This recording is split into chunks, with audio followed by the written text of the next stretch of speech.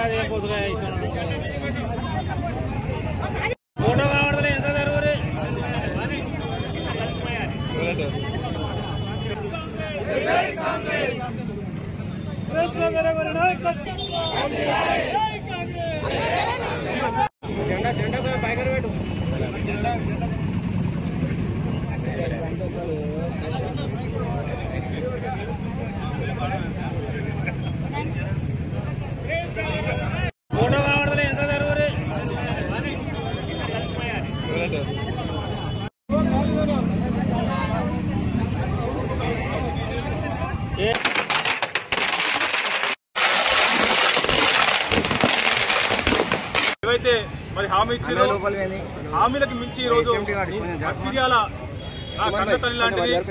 ఈ మంచిర్యాలలో గత 30 ఏళ్లుగా ఇక్కడ పాలించినటువంటి పాలకులు ఈ మంచాలకు ఎంతో అన్యాయం చేశారు.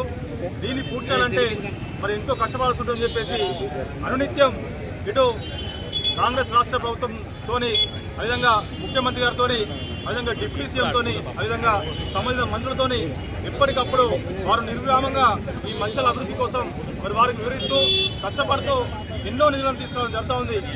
దాంట్లో భాగంగా ఈరోజు 78 కోట్లతోని మరి మంచిర్యాలలో ఏదైతే వ్యాపారస్తులందరూ సహకరించి రోడ్లు విడుదల చేసే సందర్భంలో మరి దీన్ని పైలట్ ప్రాజెక్ట్ కింద మరి రాష్ట్ర గవర్నమెంట్ తీసుకొని 78 కోట్లను విడుదల చేయడం జరిగింది.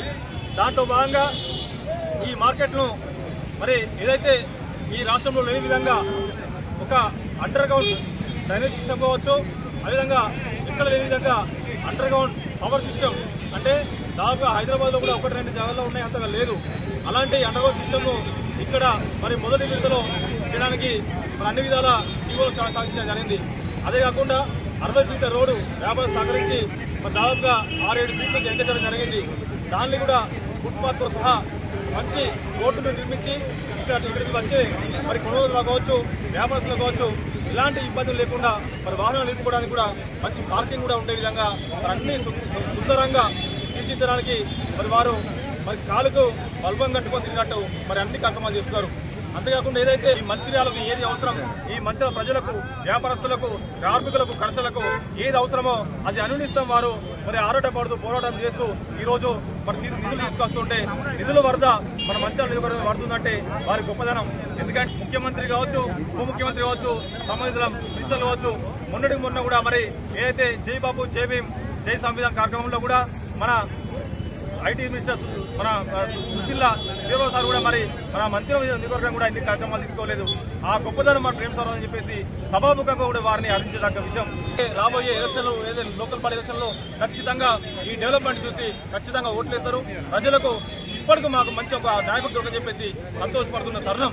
అంటే ప్రేమ సారావు గారికి ఉన్నటువంటి మరి వారి ఏదైతే మరి విజన్కు ఏ నాయకుడు ఇంకా ముందు 50 ఏళ్ల తర్వాత కూడా ఇలాంటి నాయకులు రాడు అనే విధంగా కార్యక్రమాలు చేస్తుండో అయితే మరి వారికి మరొకసారి 78 కోట్లు మరి ఫండ్ చేసిన సందర్భంగా ఈరోజు రేవంత్ రెడ్డి గారికి, అదేవిధంగా బట్టి విక్రమార్కి, అదేవిధంగా మా ప్రీతమ నాయకుడు ప్రేమసారావు గారికి పాలాభిషేకం చేసి టపాకాయలు పేల్చి మా అభినందనలు ఈరోజు ప్రజలతోని మార్కెట్లో ఉన్న ప్రజలతో పంచుకోవడం జరిగింది. చాలా మరిన్ని వీడియోస్ కోసం ఛానల్ ని సబ్స్క్రైబ్ చేయండి. లేటెస్ట్ అప్డేట్స్ కోసం వాట్సాప్ ఛానల్ ని ఫాలో చేయండి.